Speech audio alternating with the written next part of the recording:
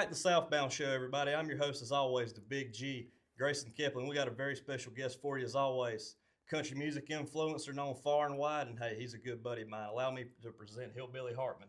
Brandon Hartman, what's up, son? Hey, what's up, man? I appreciate you coming out. Yes, sir. I appreciate you having me, my friend. Yes, sir, man. Anytime. You come back to Tennessee anytime you want. Man, I want to. I love it. I love it here. The only thing I don't like is the traffic. Oh, yeah, but yeah. And we got construction out here, too, so it's even worse. Oh, man, but other than that, I love this town. Oh, Everybody's friendly. The food's good. Just, right, you can man. do whatever. It's a cool place. Absolutely. There's a 24/7 party, too. Oh, yeah, all the time. Which is tough to beat. So you from Tennessee? I am, man. Born and raised. Cool. Yep.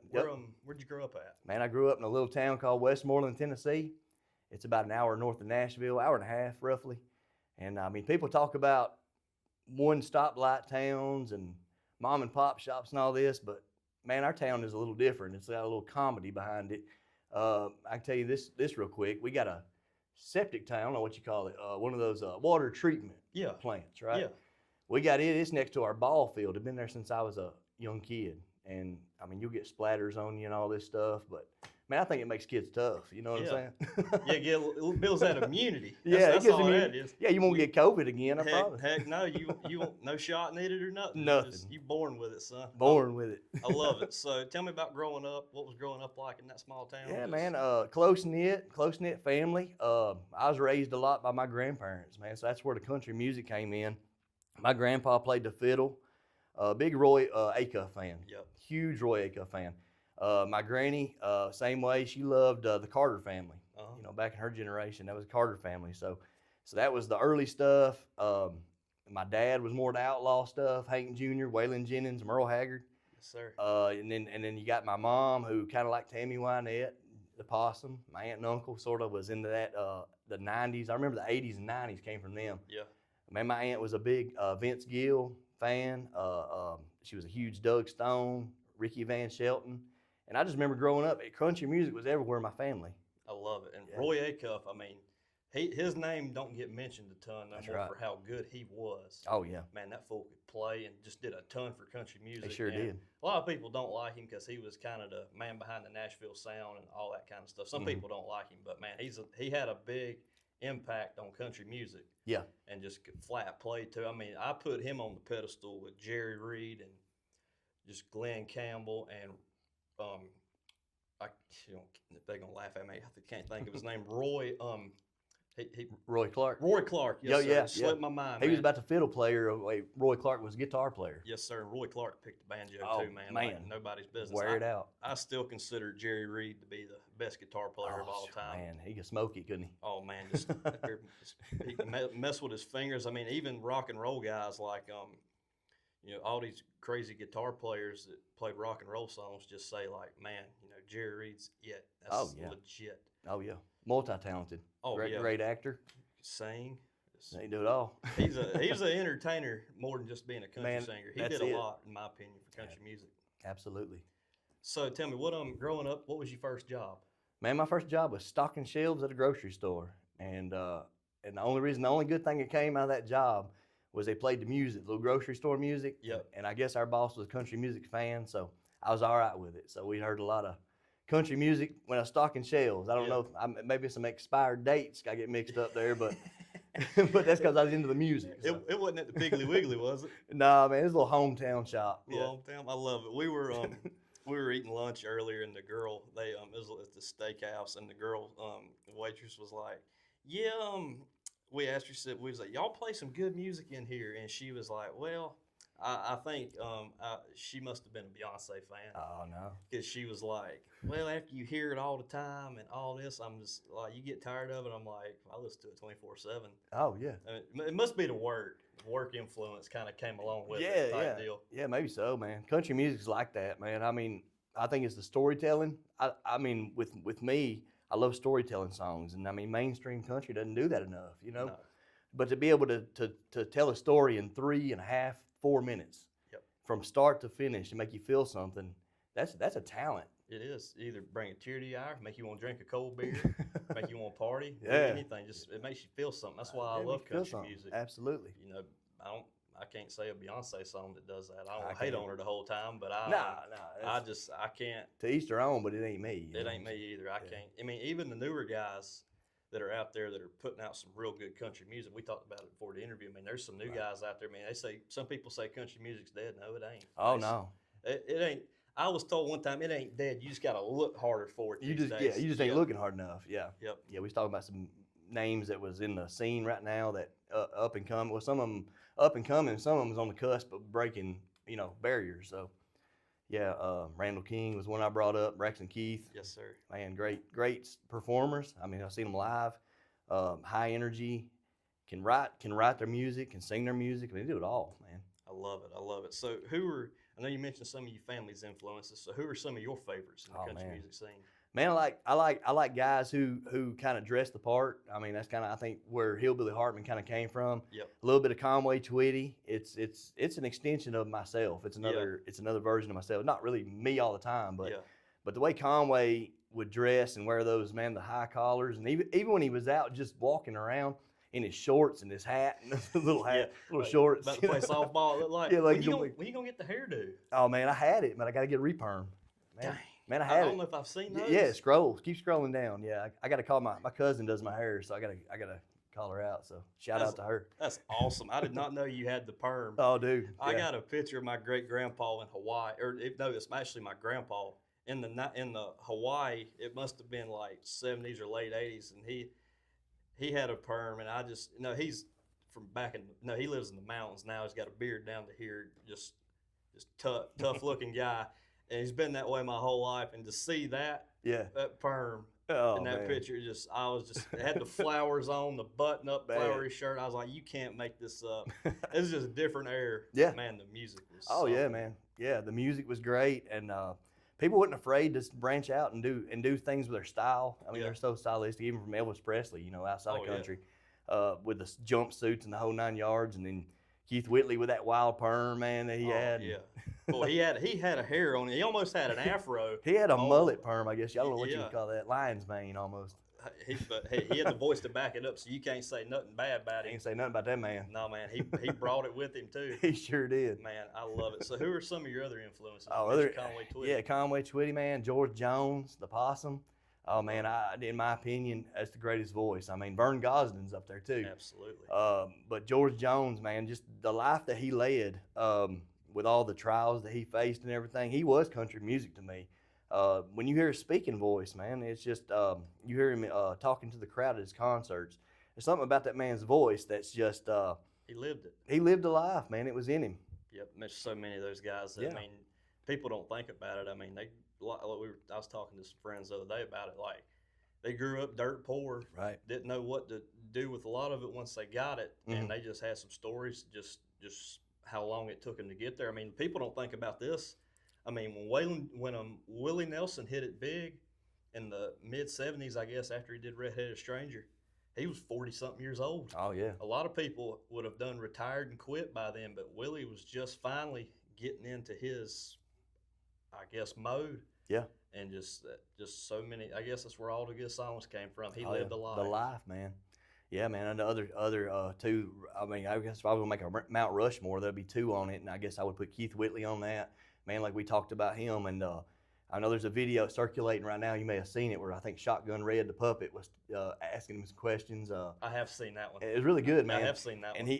And he goes to him and he just breaks out, man. He sings just like he's on the album. Yep. No auto tune, no nothing. He's just straight, just pure voice, man. And it's an amazing thing. And the other one, and this one's kind of going to throw people for a loop a little bit because I'd put Tracy Lawrence. He's one of my. Oh no, I'm with you. Because dude, in the '90s, I know a lot of people were Alan Jackson fans, George Strait fans, Tim McGraw. Yep. But man, Tracy Lawrence, just there's something about his songs, and I remember when Time Marches On went on, and it had that organ part in that song. You know exactly what I'm talking about. And I remember thinking that was so unique, to put that into the middle of a song. But yeah, man, it's just and just as in the way he did his videos, like when videos told a story, the time traveler and the whole 9 yards, kind of like Travis Tritt did with the wheelchair and the whole anymore, and then he had some spinoffs of that. Yes, sir. But man, I wish they'd bring things like that back. Reba did a lot of acting in her videos as well. She did. I mean, I'm with you on Tracy Lawrence. I'm glad you said that because Yeah. people they kind of laugh at me when I say it, but some people, the people that get it, get it. I'm Yeah. like, man, for me in the '90s, it's George Strait, Alan Jackson, and I've told people I put Tracy Lawrence up there as one of the best of the '90s, and he might be a little underrated to some people, but man, just the voice and Oh, yeah. the amount of good songs too, and he never caved to the pop scene No. stuff that was coming in kind of later. He never did, man. I think he never changed his style. I think the biggest thing he ever did was shave his mustache off there in the late that '90s. caused a ruckus, didn't it? Though. It did. Yeah. It broke a lot of women's hearts, didn't Oh it? yeah. Well, I made a joke a while back on a video when Riley Green shaved his mustache off. Yeah. I was like, this is about the equivalent of Conway Twitty would have shaved off his perm. Oh, I mean, man. This caused an uproar. Yeah, it would've broke Granny's heart, wouldn't it? Oh yeah, but she'd have been crying. She'd have been crying at the beauty parlor. Oh man, yeah, for real. Man, you imagine when he came to town, the just the scene that he caused with all the women. Man, I tell you, if he walked through a bingo parlor, man, it'd have shut that place down, wouldn't it? Man, like I bet the barbershops and beauty parlors were in business when he came in. Yes, he sir. came around just wearing it out. And Yes, sir, we man. talked about dressing the par. I know you still talk to ladies, older ladies now, man. They still think he was just the best looking thing ever. Walk God's green earth, Oh yeah, him and Elvis. You gotta like some Elvis, don't you? Oh man, yeah. I'm from Tennessee. Hey, you about got to at this point. That's like royalty. That's like knowing who the president Yeah, is. we got the tri-star state covered. We got Elvis over in the west. I mentioned Roy Acuff right here in the middle. Yeah. And you got old Dolly out there in the east. So. And Gatlinburg type deal. Yeah. So we mentioned all these influences that you got, and a lot of it's carried over your videos. Yeah. So I want to talk about your videos. All right. That's what got us together and everything. Social media. So tell me, how did that start? Man, I'll be honest with you. I started on Facebook about 10 years ago, I guess, or longer. Making videos. I'm doing like comedy. Yeah. But my true love, I love country music. Yeah. With a passion.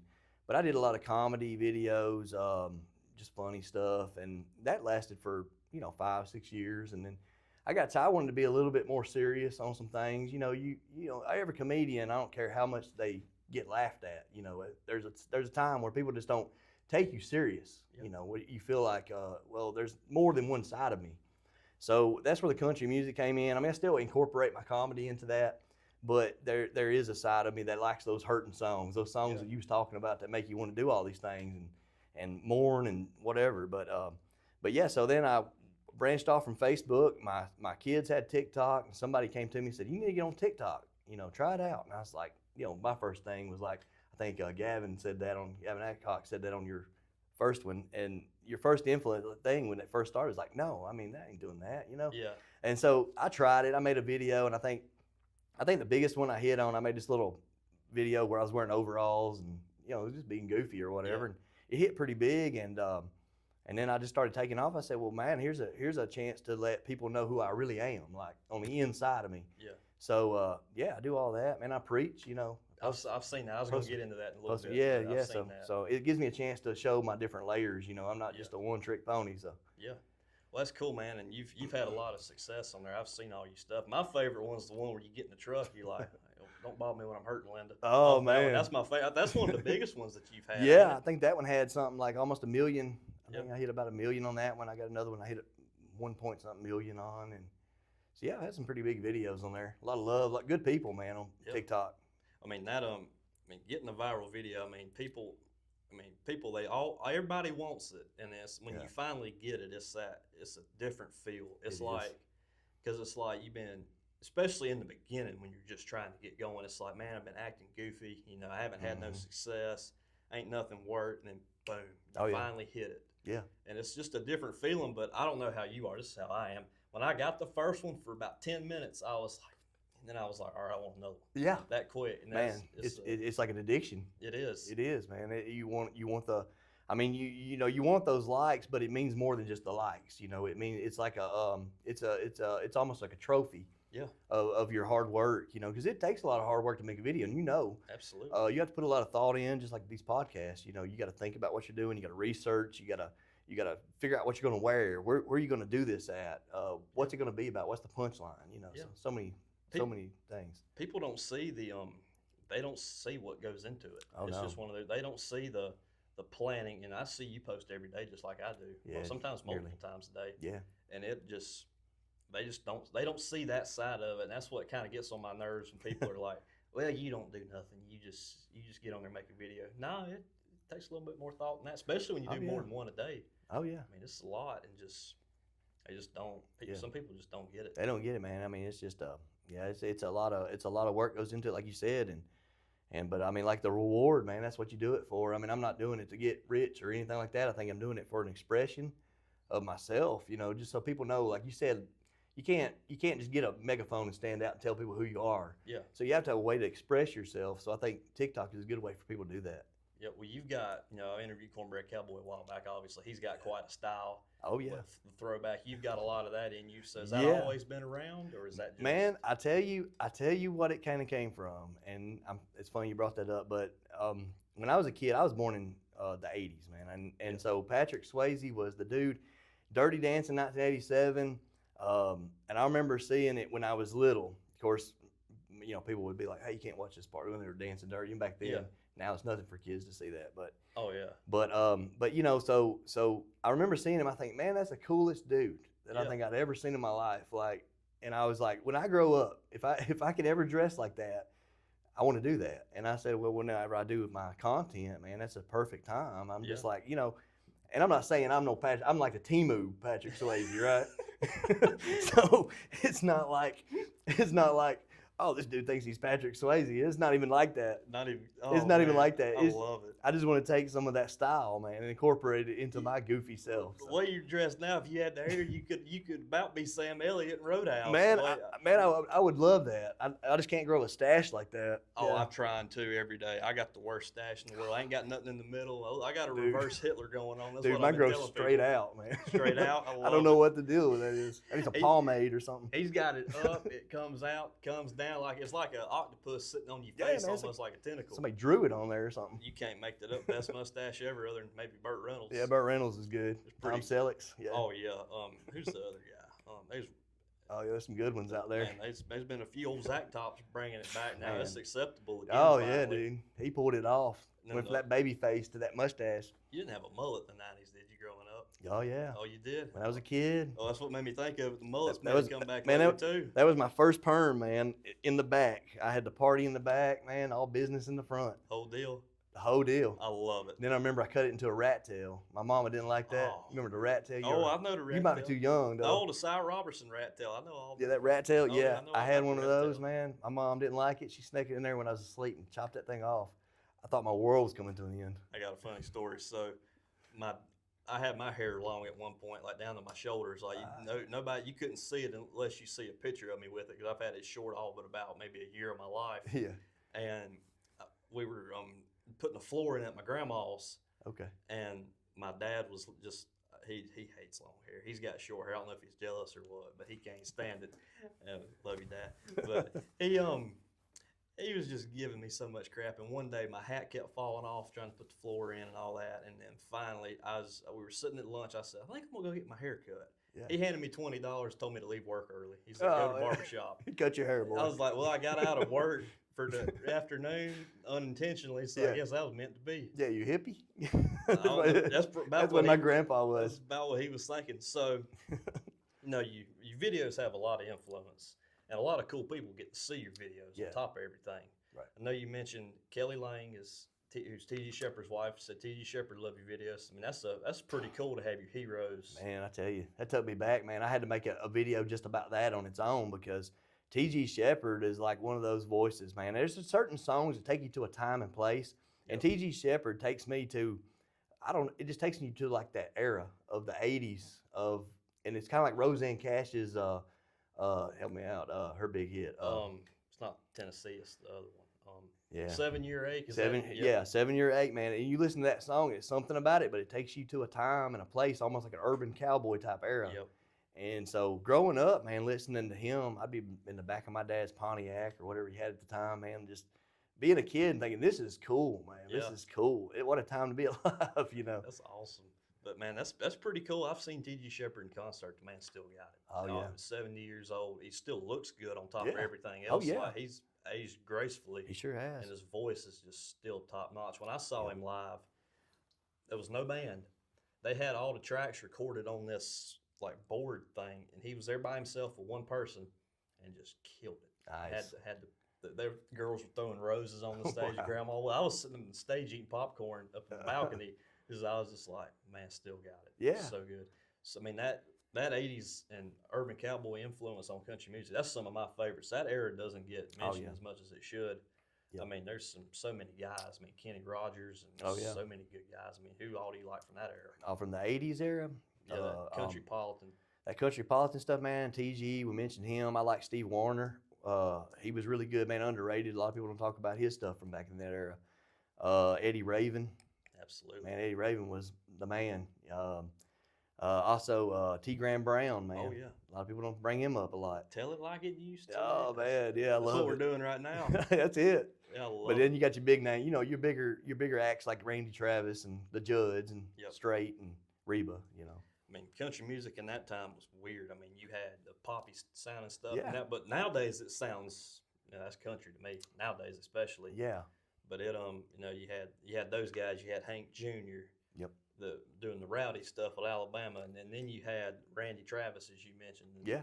All in the George Strait and Ricky Skaggs coming around. It was a big time for country music. It was just a big melting pot for all types of styles, you know, and that's the way the South is, man. You know, because you're Southern too, and here you got so many different things. Here you got the hillbillies. I mean, people don't realize that, but you got the Cajuns. Yep. Then you got the, you know, you're just good old boys and Plowboys, your rednecks, and your farmers, cowboys. I mean, just so many. But the great thing about the South, man, is we all come together. We all try to help each other, and I feel like if one person needs help, man, you'll help that other person out, even though they're a little bit different than you. Absolutely. But it's just a common courtesy amongst us. So. Well, you mentioned all the music across the place. You like any bluegrass? Oh yeah. I grew up. Like I say, my pa played the fiddle.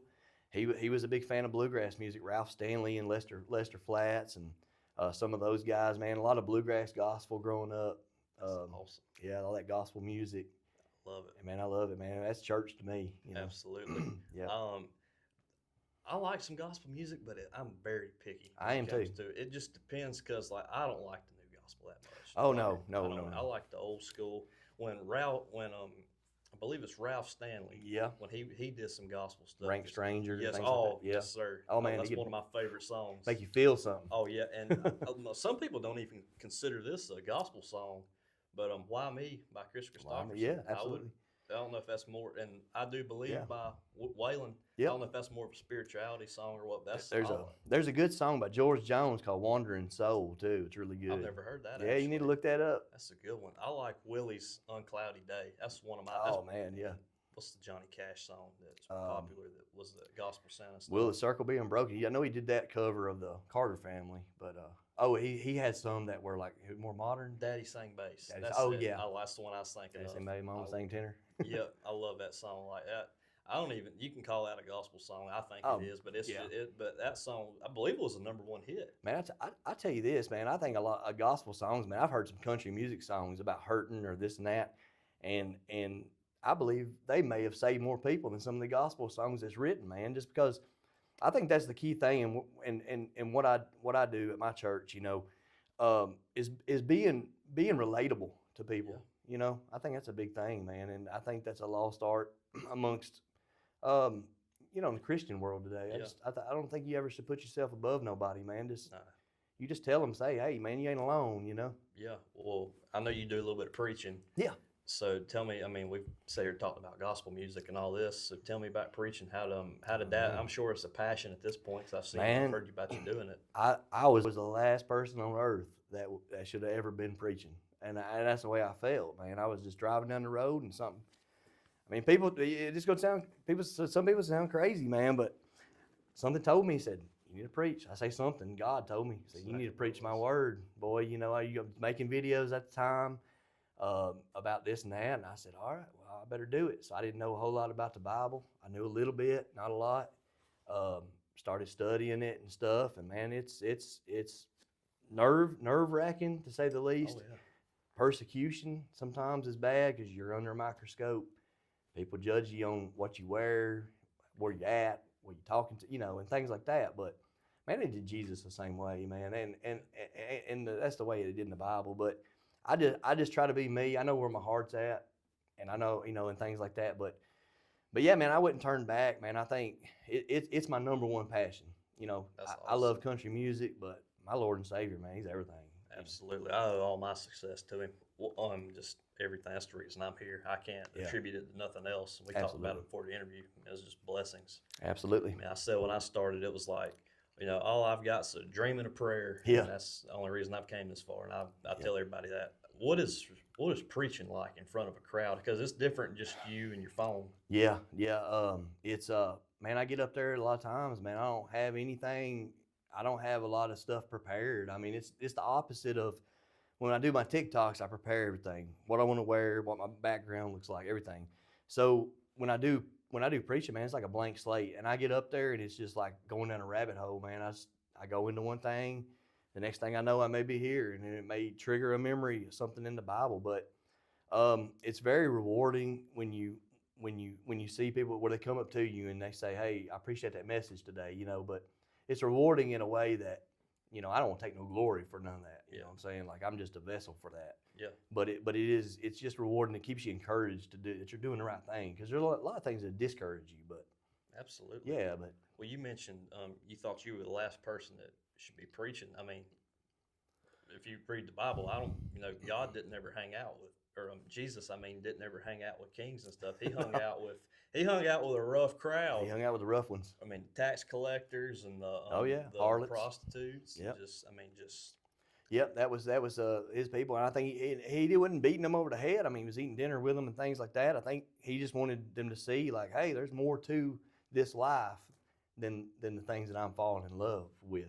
I mean, I believe Paul was one of the worst ones, Oh and yeah, look what he turned into, oh man. yeah, I mean, he is the Apostle Paul. I oh mean, yeah, just one of the biggest influences on the church ever. absolutely, man. He Yeah, just yeah, did a murderer and the whole 9 yards. So Oh yeah, he did a lot and just did a lot for everybody in the way the Bible is today. And yep, set up the church. yes, sir, he did. And I believe wasn't he crucified upside down Yeah, I because believe it was Paul that was crucified upside down. Yeah, he paid. I mean, he paid the price. he did. And just all of them did, but I think one guy Yeah, that I think got away. But man, just yeah, it's a lot. I mean, the reason I was asking you about church is like I mean, making a TikTok, yeah, just you and your phone right here is way different than doing a podcast. yeah. Even it's just doing it in front of a crowd. I mean, that takes some skill. I mean, Yeah, to man, do it. it's really you get up there, man. I don't really focus on anything in particular. I'm just kind of in my own little world, and I think when you focus on too many things, just like you focus on these cameras, and different things, I think it's distracting, and I don't know, you can almost tune it out. I Yeah, think if you really want to tune it out, you can. If mhm, you love something, you can tune something else out. yeah, That's what I'm saying. So yeah, but it is nerve wracking and but very rewarding, so to say the least. But gotcha. Cool, cool, cool. yeah. So we mentioned TikTok and all these videos and stuff that have brought us together. Yeah. What are your goals with that? Because I remember when I started seeing you before I even got on there, Yeah. and you've just kept on growing since. So tell me, Yeah, man. what's your goals with that? Man, really, I just wanted to be an entertainer, and I had a few collabs. Had a couple hat companies reach out to me. Cornbread Cowboy, props to him if he's watching, man. Oh hell, he's gonna see we're together. Terrific guy, man. And He is. I tell you what, I just commented on a video. He may remember this, he may not, but he was eating a burger, and I don't remember he always puts the little content on Yeah, it. And he said, "Thank God for something." I don't remember what it was. And I said he had a hat, that old school hats. I knew because yeah, I followed them too. And I just commented, "Well, I thank God for you having that collab with old school hats." Not thinking nothing of it. yeah. Well, next thing I know, this man's done reaching out to old school hats about me. So they reach out to me and they're like, "Hey, do you want to do a collab?" And I'm like, "Well, yeah." I mean, that sounds like amazing. Like just to be able to have creative freedom, and they gave me that with that company, just to reach out and say, "Hey, if you got a cool idea, put it on a hat, we'll sell it." And I was like, "Really? What's the catch?" No catch. And I'm like, That's awesome. I "Yeah, mean it's done a lot for me. I've seen what it did for you. And yeah, I seen what it's done for me in just a short amount of time. right." And it's just so you have a number you're shooting for? Or do you? Yeah, I mean, not in particular a number, man. I would love to get to 100K, man. Yeah, I mean, I think I'm right at 70 on that platform. Um, Facebook, I don't remember. I was doing pretty well on there too, but that kind of died off with the whole censorship thing and all these things. And I mean, but yeah, maybe 100K, man. And then of course, like you said, it's an addiction, man. When I get 100K, then it's like I want Yeah. to try something else and try Yeah. something, and my content will get better. And I think that's how it happens, man. Motivation will make you do things Oh yeah. creatively that you wouldn't normally do. But Oh yeah. I mean, my we talk about adding. You probably hit 100K and want to keep going up. yeah, I mean, with me, it's just like, well, I mean, I've got goals set to be as big as I can possibly be, and when you get to that threshold, it's like, or at 100K in your Yeah. instance, it's like, all right, got to do 100K, drink a beer or something, mm. maybe have a little party or something, but the next day you're off to the races trying to get to 200. Oh yeah, you'll be wanting a 200 and then three, and I mean it's a rush, I guess, creatively that you be able to do something like that. People like what you Yeah, are what's in your head, yeah, and it's a coming together moment when you get that. yeah. Almost like, wow, man, these are my people, for a minute, Oh, it's nice. I mean, when I interviewed Dylan Weldon earlier, we Yeah. talked about it before. I mean, I put a little short video on there just saying we did the interview, and people were like, "Well, I've been waiting on this one." You know what I Yeah. mean? It's stuff like that's just cool. That's cool, when you get man. a group of people that like your stuff. I mean, that as I see it on mine. I don't know about you. Same people like it every day. Yeah. And comment and just are always like, Yep. "Hey, I like your stuff. I agree with what you're doing or saying." Yep. It's Yep. it's just cool. It's different. Yeah, I mean, you got the reposters, man. I know you're one to help me out a lot, man, and a few other guys too. And you get on there and repost my stuff, man, and that helps us creators in a phenomenal way. Oh yeah. It just gets that content out there even more. So if you like something, to be able to repost it, that's just helping that person. Yeah. And it motivates them to keep going. You don't Oh, want to yeah. see your favorite creators go away, and if they lose the motivation or they're not getting, the steam build up like they once had, it does hurt them. I mean, one thing I probably do wrong, I smoke cigarettes. Yeah. Man, and I'll forget, and I'll have that dang cigarette in my hand, and I'll go make a video, and and I'll get done, and I'm like, shoot, I've already posted that, and and I'm like, I know that I'm gonna get flagged. I'm sure the church crowd loves it too. Man, well, they're pretty accepting on it, man. I mean, they know, dude, cigarettes, whether you're eating a greasy cheeseburger or, I mean, it's all not good for you, and I'm not sitting there advocating smoking cigarettes. It's terrible. Oh yeah. Terrible thing, man. But yeah, I mean, we are all flawed, and if you look hard enough, you're gonna find them in any person. Oh, yeah. So yeah, they're pretty accepting. They understand. I mean, we were sitting here talking about God earlier, and I mean, I like to drink some beer. And, Yeah. I like to have some fun. Mm-hmm. But I mean, we talked about God giving people a platform. Right. I mean, does it? Throughout history, unperfect people have gotten a platform. Yeah, they've gotten a platform, man, and that's when things start changing, man. I mean, other people's lives. It's not all about ourselves, It's it's how you influence somebody else, and we're talking about TikTok and social and different social media platforms. And I think if you're doing a positive thing, if you're being a positive in some sort of a way, and it's different ways we do it, then you're doing the right thing, man. You're helping somebody through their day, man. I mean, maybe bring back a song they hadn't heard since their childhood, Yeah. or from their dad used to listen to all the time. I get that sometimes. My dad loved that song, and he passed away in 2016, or it makes you feel good to know that happened by happen chance. It didn't. It's pretty neat. Well, I mean, so when I interviewed Cornbread, he was telling me about, you mentioned throwbacks, your dad listened to the music and stuff. Yep. He was like, man, there's people that they see how I dress, and they're like, man, you remind me of such and such how you dressed. Have you gotten any of those? Man, I have, but it's mostly been from old ladies.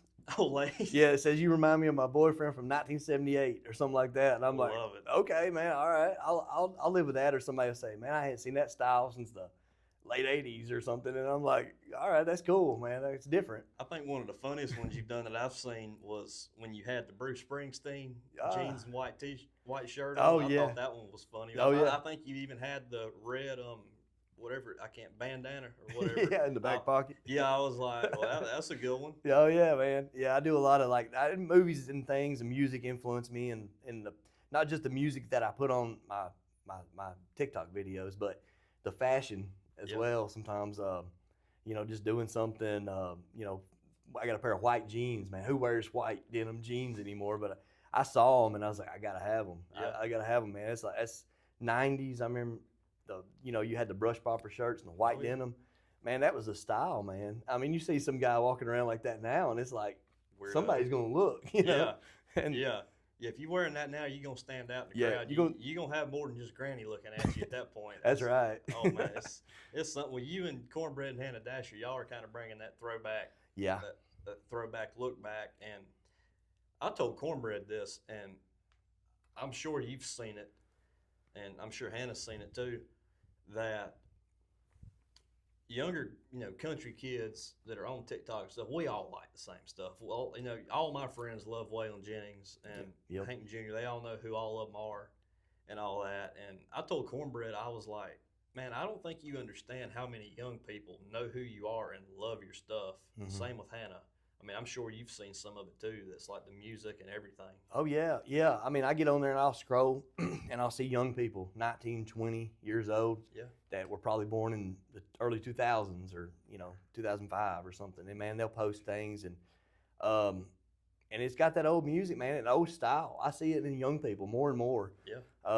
The Farrah Fawcett type hair on these young girls. Yep. I think there was a video that went viral. I made a video, kind of a copycat of it. It didn't do as good, but the original video was like, ladies, isn't it time we bring this back? And it was that Farrah Fawcett, Dolly Parton from that era and all that. I mean, it's a timeless look to me. Yeah. And I think that there's certain things, with the George Strait stuff. He's been doing the same thing. We're talking about people who did the same thing since the beginning to now. He's never changed. It's the Wranglers, it's the Western shirts and the cowboy hats, and it's just timeless. There's certain things that are timeless, and I don't know why some things go out of style. I don't know. It's just to me like the Patrick Swayze look, all those kind of things. Man, it's just a timeless look. The '50s, then some of the '80s looks and '90s. But yeah, I don't know what. You gonna bring the perm back? Is that your Man, goal? I got to get one, man. I mean, this is about as straight as my hair's been in about 5 years, man. I love And it. I love it. Yeah, I'm holding on right here a little bit. Holding on, you still got it showing in the front a little bit. A little bit, yeah. But man, yeah. I told him because like all my friends knew who he was, and I was like, man, like they were all like, when I interviewed Gavin, they all thought it was cool, obviously, and everything. Just everybody, all the young kids know who Gavin is. I interviewed Cornbread too, and I had the same reaction. That's awesome. I was like, I can't believe you sat down with Cornbread. I was like, I just thought it was cool that like, and this is gonna segue into another question about everybody just knowing who he was, the younger people, and he's always got some old country music playing in the background. Oh yeah. On his videos and stuff, same how you do it. Mm-hmm. Country's making a comeback, in my opinion. The older sound country music's making a comeback. Luke Bryan stuff's starting to go out, it seems like to me, and there's so many young guys coming up like Zach Top and Jake Worthington. I mean, I think that's great for country music. Oh yeah, definitely, man. Yeah, but it's definitely making a comeback. I think people are getting tired of that same old sound. I think it's playing out. Like we were talking about timeless, and some of this stuff is just, it's almost disposable. It's almost like so much is generated in a studio, and we're talking about Keith Whitley singing that song earlier, where it just comes out, wham, there it is. But there's not a lot of guys that can do that. That can just simplify the music and make it beautiful. Yeah. And make you feel something. George Jones could do it with his voice. Yeah. Vern could do it. Man, there are certain people that could do it, and there's other people that need auto-tune and these crazy computer, effects and things to make their music sound presentable. And I think every new country song almost has that ticky-tack sound. I don't know what you would even call it. I know what you're talking about. You know what I'm talking about? Yes, sir. But it's almost like it's just put in there, and it to me it takes away from the vocals, it takes away from the art of the music. So. Well, it's like, back in the day they didn't have auto-tune, so the talent had to be it. If they didn't have the talent, they weren't gonna make it. Yeah, you better bring it. Yeah, today, I mean, you can just find somebody that looks half decent and can sing half decent, Right. and throw them in a sound room and just tweak it and do everything to it, make them sound good. You couldn't do that back in the day, and that's why old country, to me, has always been the best. Yeah, and there's so much control too. And you probably seen the Ken Burns documentary, country music. I think it's like 16 hours of country music. I don't know if you've ever seen it. I don't know if I've seen that one or not. If not. you haven't, you need to watch it. It's going to take you a while. You have to watch it in parts. 16 hours. Yeah. But now they were telling a story on there about let's see, what were we just talking about? Corruption The corruption and all that. Okay, so they were talking about how the on the Ken Burns thing, how music was made back in the day, like when the Nashville sound came out and all that. Well, before that, we all know it was hillbilly music. Yeah. All right, so hillbilly, it was literally like three guys, man, up there with a vocalist, and they were performing on the Opry. I mean, on the biggest, what everybody strives for. Yeah. And making a killing, man. I mean, making a living at during times, and this was like, post Great Depression, in an era where there wasn't a lot of jobs as far as today, where we have a lot of AI and all these, technology. But yeah, to be able to do that with just the simplicity of it, and it to sound good and still be listened to today, that's an incredible thing. Yeah, and it's timeless in my opinion. Like Waylon Jennings is my all-time favorite. I tell everybody that. Oh yeah, man. I mean, just he still to me is like the coolest guy in the world. I don't care what anybody today does. He to me is the coolest guy in the world. Him and Hank Jr. Hank got Bo Cephas on the back of his truck in that picture. Man, it's the cool stuff. Wasn't that a dude that had style too? Oh, dude. Hank Jr. in that snakeskin bandana on his cowboy hat. Yeah, just all the stuff he used to wear on stage. Just, I mean, the biggest good old boy in the world. It's been a hero to a lot of people. Me too. I've never got to see Waylon in concert, but I got to see Hank Jr. Oh, that's awesome, man. And I actually had one of the cool Hank Jr. stories where he wasn't hammered. He actually put on a show. He actually performed. And played everything. Played the fiddle, banjo, the guitar, the piano. Had to put on the piano like Jerry Lee Lewis. Yeah, I don't think people knew how talented he really was. Oh, I think they know him as Hank Sr. Still to this day, I know he's trying to get out of the shadow, but a lot of people know, well, Hank Sr.'s son, and he rode on a coattails of his dad. I don't care who you are, man. If you saw this man perform and do what he could do, and the way that he could sing and the way he could command an audience, you're going to sign him to something. Oh, yeah. There was something there, man. It just was phenomenal. You talked about Waylon.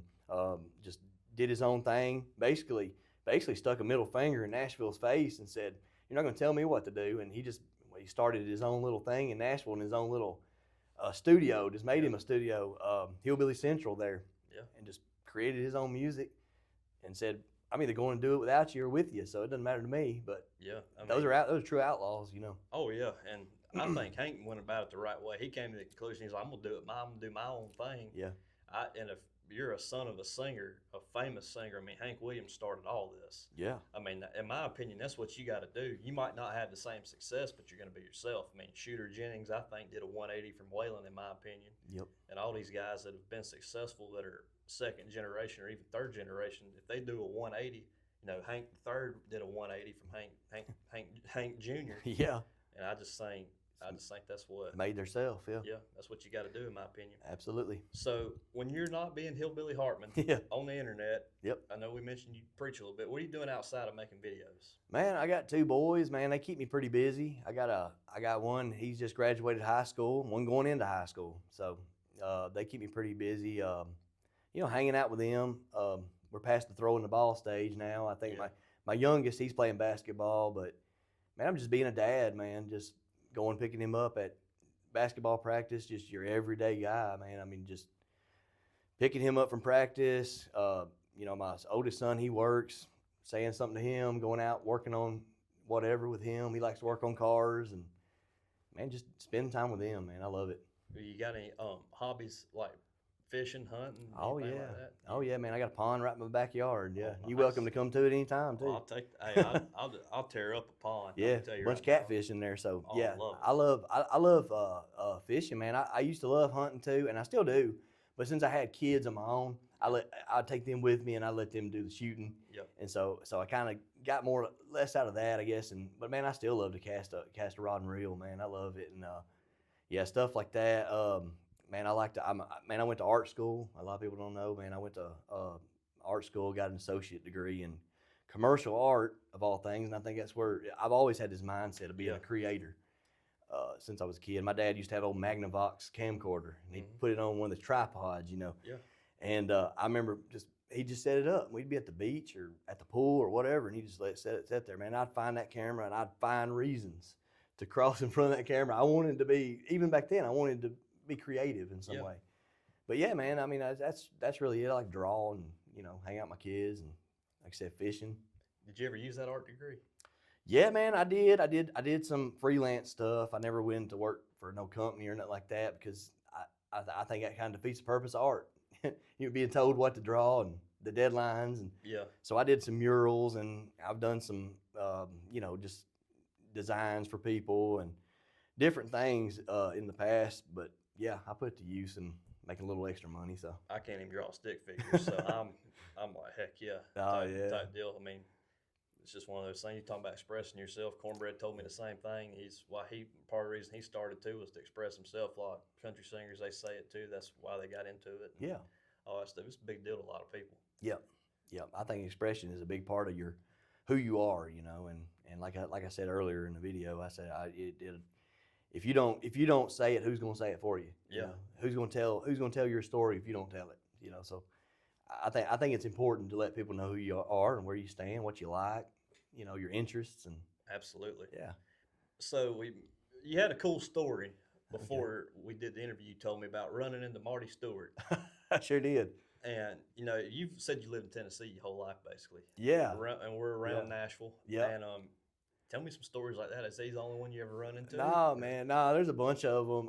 Yeah, Marty Stewart was at Hobby Lobby. It was Christmas time. I was in the line there checking out. I just happened to look over, and I'm like, Marty Stewart. I mean, you're going to recognize Marty Stewart. Yeah. And he had a cowboy hat on, and he had a black, like a winter peacoat, Yeah. I guess you would say. A scarf around his neck. Oh, I was about to ask if he had the scarf. He had I the love scarf. it. Yeah, but he was standing there in the line, man. And in the first instinct, I couldn't get over to him. I was going to say something to him, but there was all the Christmas what do they call those little displays? Yeah. So they were in between us, so I couldn't get to him unless I jumped over the Yeah. So I just pulled my phone out of my pocket real easy. I didn't want to be. It was almost like I was filming Bigfoot. Yeah. So I hit this. About the time I hit the camera, I just go out and didn't think nothing about it. I get out to my truck and I look at that picture, and it's a live photo. Yeah. So I hold it down, and he goes.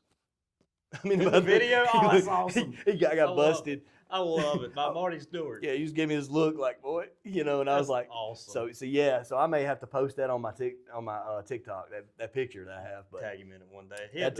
I tag him in it. Yeah. He had the scarf in public. That's so good. That's the Marty Stewart thing right there. But yeah, Clint Black was one. My mom bought a car she bought a car once in a subdivision in Hendersonville, and a used car, and she went down there, and it was in Clint Black's neighborhood, and he was out like watering his flowers. Just these are normal people. Yeah. But when you're a fan of them, they're your heroes. Yeah.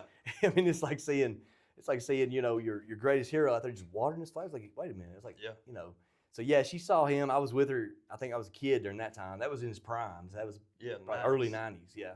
So that was a big one too, the top of my head. But there's probably several more that I'm not thinking. Well, one time Reba was at a steakhouse here. Oh, really? Here in town, yeah.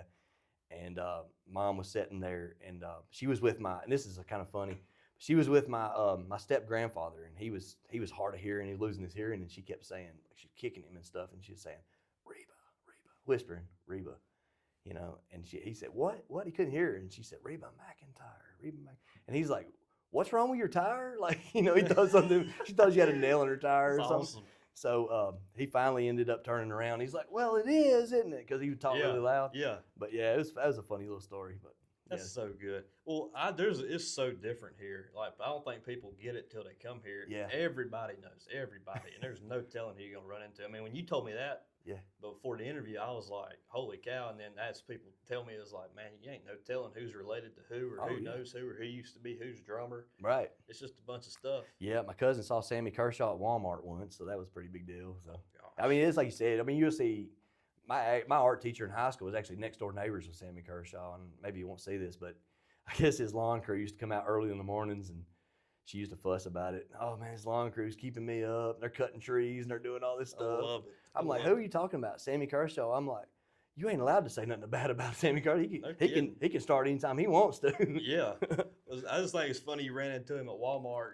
That just like he kind of started the redneck country like type stuff, in my opinion. Well, Mel McDaniel did a lot at first too, but Sammy, in my opinion, when he started, he did a lot of the like Queen in My Double Wide Trailer, Third Rate Romance. Yep, all that stuff. Just kind of brought that. And Hank Jr. did a lot too, talking about the good old boys and good old boy life and stuff like that. And Girl too. But he had a lot of storytelling songs in those too. I mean, it was you were talking about a guy that was at a restaurant with a girl, and met the Charlie Daniels of the torque wrench, and you almost took him. I mean, and this is in just minutes. Yeah. But he told a whole story. I mean, it's a whole movie there. Oh yeah. And Third Rate Romance, same thing. I mean, he was a Yep. storyteller, and he don't get, a lot of these artists don't get credit for the storytelling. Yeah. Even in the 90s, you know, they were telling a lot of stories, and I think that's what we're talking about today's music. I think that's a lot of what it's lacking today. Yeah.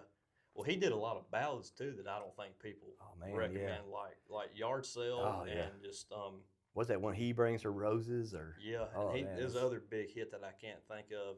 It's gonna bother me now. I Yard can't Sale. think of it. Like Love Me or something. Yeah, they had the one where it was like in the music video there was like a catch. It was like talk about NASCAR. Yeah. Yeah, man. Yeah. And you think he's talking about like a woman just leaving him, and then he goes visit the cemetery, and you're like, oh.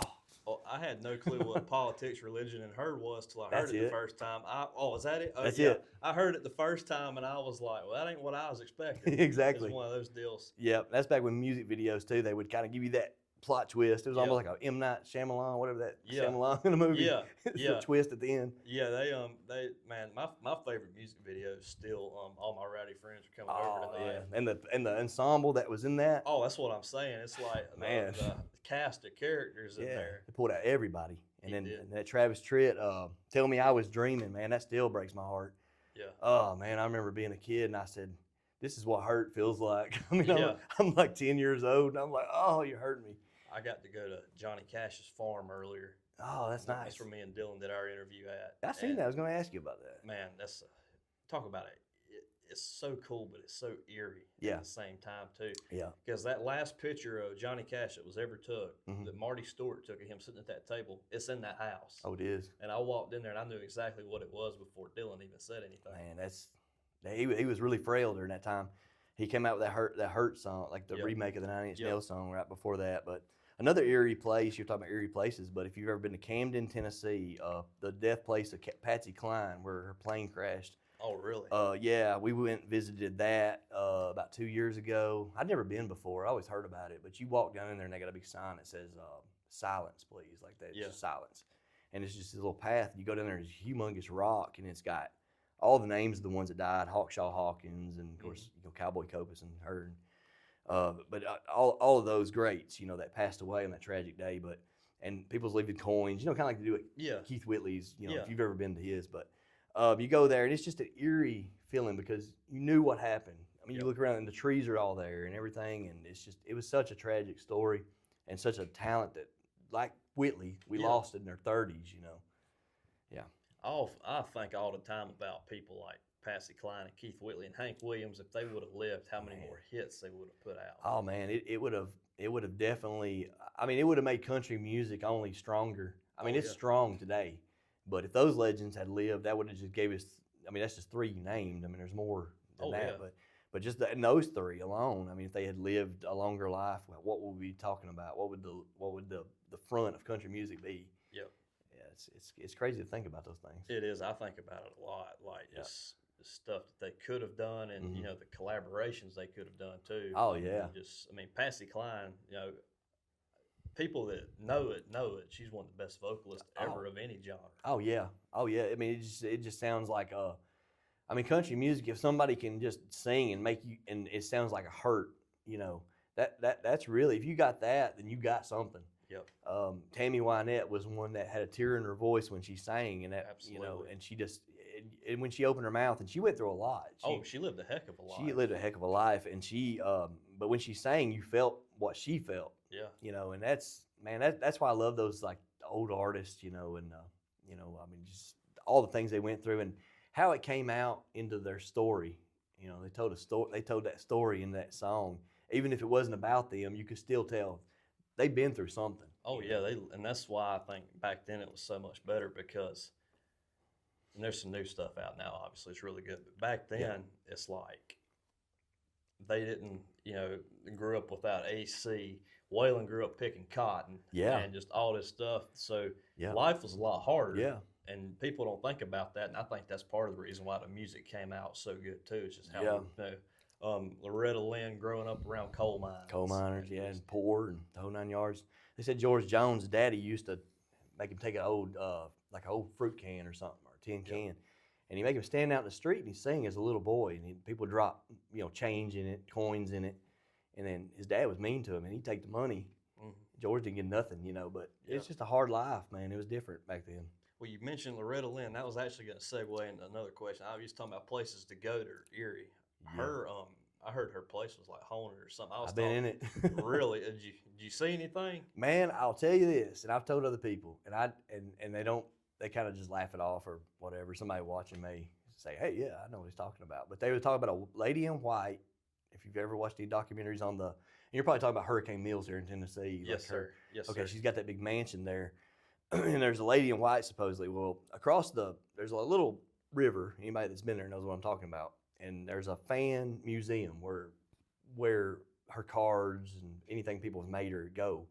So there's a window in there, and I'm just looking at stuff, and I look up. Well, I see a figure, and I'm like, wait a minute, there's somebody standing up there. And this is before I know anything about the lady in white. This is before I watched anything about it being haunted. I don't even know. So I'm looking, and I'm like, okay. Well, then I look up, and it's gone.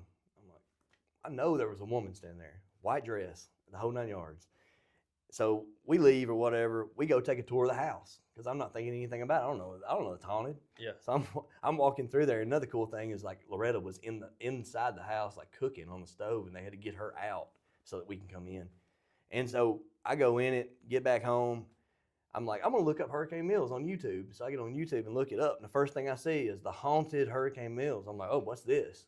Oh, so I'm learning about the Civil War, the graveyard over there, and they see apparitions walking around. I hear about this lady in white, and I'm like, I've just been there. You learned about it a little later than you probably should have. Yeah, I'm like, what's on me? Weird. It's a weird feeling. Yeah, that's awesome. That's something else people that don't get mentioned as much today. I think really needs to come back is country music movies. Yeah, because the last good one I can think of was Crazy Heart with Jeff Bridges and Robert Duvall was in it and all this stuff. But back in the day, they had, Coal Miner's Daughter, and you had Pure Country, and all those movies like that, and you just don't see them no more. The movie about Hank Jr. with John Boy Walton playing him, really improved. Walk the Line. Yeah, and Walk the Line, and so many good ones. I think that needs to make a comeback. Yeah, I think the Southern movies in particular. Yeah. With country music soundtracks, Urban Cowboy, and films like that. I think they need to make a comeback. I don't know. It just feels like there's this push to try to push us out. Yeah. Country people, it's kind of like we don't really want that. You see it in Nashville, downtown and stuff, and like you've been around Tennessee here, in the last few days or whatever, and you've seen there's probably a difference in that particular scene, and nothing against that scene. I'm not, but there's a different side. There's so many different layers to Tennessee, but it's almost like they're trying to push that out more for a more commercial, more of what we want the Southern people to be identified at. It reminded me of the what we were talking about earlier with the music change in country music when they went to the Nashville sound. I feel like they're doing that with the culture as well. So something else too that you don't see no more is country music television. You don't see no hee haw. Oh, there man. ain't no Glenn Campbell Good Time Hour. CMT is just music videos half the time, and occasionally they'll do something that I've seen, unless I'm just missing. Yeah. And Dukes of Hazzard. Andy Griffith. Andy Griffith promoted a lot of music, the Dillers, bluegrass, all this stuff. Yeah, even when he did Matlock, there was Randy Travis was on there. Yep. Yeah, absolutely. It's funny you brought, Dukes of Hazzard. He's talking about earlier my influences or whatever. And that was the first person I remember watching that show is what wanted me to be a country boy. Yeah. And I said, I don't care. I want to be that. I want to be Bo Duke. Me too. I wanted to be Bo Duke. I thought he was the coolest dude ever. Me too. Shooting those arrows and sliding across the hood. And, man, it was crazy. But and his style, he had his own style, man. It was it's just all that culture, and it would be so amazing if they did bring it back. If it came, there's room for it.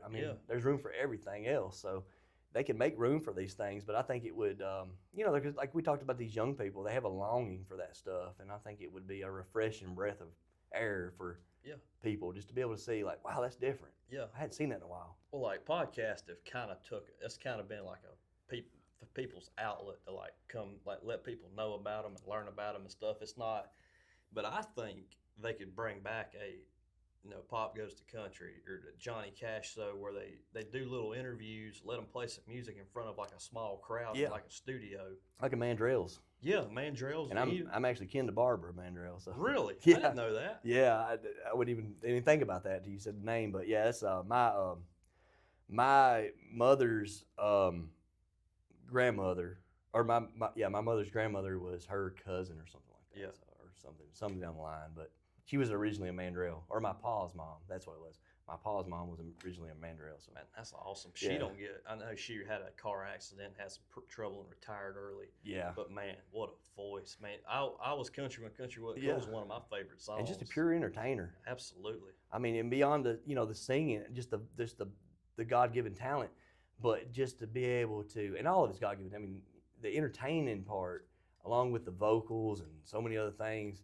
I mean, not a lot of people can do that nowadays. I mean, I saw Jelly Roll was on wrestling the other night. That kind of took me back. I was like, wow, what's he doing on wrestling? Yeah, well, But- like Blake Shelton and I think Luke Bryan, they do the voice or whatever the other one is, America's Got Talent or Yeah. whatever, something like, or I can't remember. They do that kind of stuff, but that's something else that I've noticed too. And I've said, I don't think I've ever said it on an interview, but they're missing a lot of these like country music ambassadors, I guess is the best way to say it. Personalities like a Glenn Campbell who crossed over Mhm. and doing the Glenn Campbell Good Time Hour, did True Grit, Yeah. John Wayne, and doing all these, like Jerry Reed's is probably the best example of it. But people, and just like I thought I remember being in school talking to one of my friends, and he had forgot Jerry Reed was a country singer. He just knew him from Smokey and the Bandit. Oh man, But just stuff like that. yeah, it's like, because they're so good at the other thing. Yeah. But yeah, I mean, absolutely. Yeah, I mean, I like the variety shows. You're talking about the Johnny Cash show, and we talked about the Mandrells had their own show. But yeah, I think something like that would be neat to just tune in on a weeknight. Like, Yeah. say tonight you go home, you kick back, and you just something for the country people to watch. Yeah. It's not a medical show. It feels Yeah. like medical shows and investigating shows are Yeah, just so overdone. I hate it. Like, Oh, man. like USI and crime shows. Yeah. I can't stand because they're all the same. It's all like the same stuff. So. Yeah. Yeah, if you had a show about some Southern boys just going out there and doing some crazy jumps or, Yeah. getting in some trouble at the fishing hole, yeah, it'd be fun. Even if they just put it on YouTube, I Yeah. mean, that would be it right there. They wouldn't even have to be on TV. It'd probably get more views on YouTube. Oh yeah. Kind of maybe Duck Dynasty's probably the closest thing we have. That's the only thing in this generation that I can think of that's anywhere close to it. Yeah, me Dynasty, too. Probably. I'd have to really dig deep, but I can't. That's the only one I can think of. Off the top of my head, that's the only one I can think of either. So, what's next for Hillbilly Hartman? What? Ah man, just keep doing my content, man, and I'm gonna try. I do some like top 100 countdowns. You've probably seen those, and it's not like they're all for debate, but it's just I'll do the 80s, I might do the 90s, I might do the 60s. I mean, I'm always open for people that want to suggest like ideas, if it's country music related, style related. I just at the end of the day, I just want to be an entertainer. I mean, I love wrapping the music around it, the clothes, the image or whatever. It's an extension of who I really am, but it's like a release. It's a freedom. But yeah, man, just keep making that content. Maybe get some collabs. Anybody want a collaboration, man? I'm open. Just DM me or whatever, man, and we'll see what we can make happen. Cool. One of my favorite things that you've been doing lately has been the billboard. I don't know how to describe it. Where it's like you had Jerry Reed in the truck the other day or something. Oh And yeah. John, what is that? Yeah, it's just an AI generated. Yeah. I'm taking. So I got the idea. I can't take credit fully for that because there's another. I can't even remember who it was, and that's bad. Because I'd love to shout them out, man. But they made. I seen one. They had done one. It was an AI generated. They just type in what you want it to be. But it's movie posters. What if a movie poster was about a country song? Because essentially that's what country music is. It's a movie or a show. Yeah. So I thought it would be a good idea, man, to just take these songs like, you could take Amarillo by Morning, you got George Strait with his broken leg, and it's the things he sings about, is just, you make a movie poster out of it. That's pretty cool. I like those. I saw the first one. I know you said you were going to, I heard you did a video or something. Yeah. You said you were probably going to try to do it. Yeah. And I saw it. I was like, that's pretty neat. I was like, that's different. The funniest one probably was the Ronnie Millsap. Yes. Yeah. Was it Prisoner of the Highway? Prisoner of the Highway. He's behind a semi-truck. Yeah. And I didn't even think about it when I made it, and I said, wait a minute. It's perfect. Yeah. Yeah, it's perfect. Just kind of fell into It place. just lined up. Oh. So, Where can everybody find you at on social media and everything? Yeah, man. I'm mostly on TikTok, like I said. Old Hillbilly Hartman. Got underscores in between, I believe, each one of them. Then you got on Instagram, same thing. I think on Instagram, it's a funny thing, man. I got locked out of my old account, so I got a new one. It's Hillbilly Hartman. It's just plain. So yeah, find me on Instagram, TikTok, man. I got a Hillbilly Hartman page on Facebook. I don't do the Twitter stuff, but yeah, man, find me on all those. I'll be there. Awesome, man. I wanted to say this before we get off the interview. After I did the Gavin Adcock interview, and I just didn't know what was going to happen next, one of the first guys that reached out to me was this guy right here. And that's meant a lot to me, and I haven't forgot it, buddy. Thank you so much. Yes, for your sir, time. buddy. I appreciate you. Yes, sir. Yes, I sir. appreciate it. We'll get together again soon, do something cool, maybe. Yeah, man, we need to fish that pond, man. Hey, don't tempt me. I'll show up. Oh yeah, brother. I'll show up to a good fishing hole. Yes, sir. Hey, thank you so much, buddy. Appreciate you. Thank y'all so much as always. Appreciate all of you. Over and out.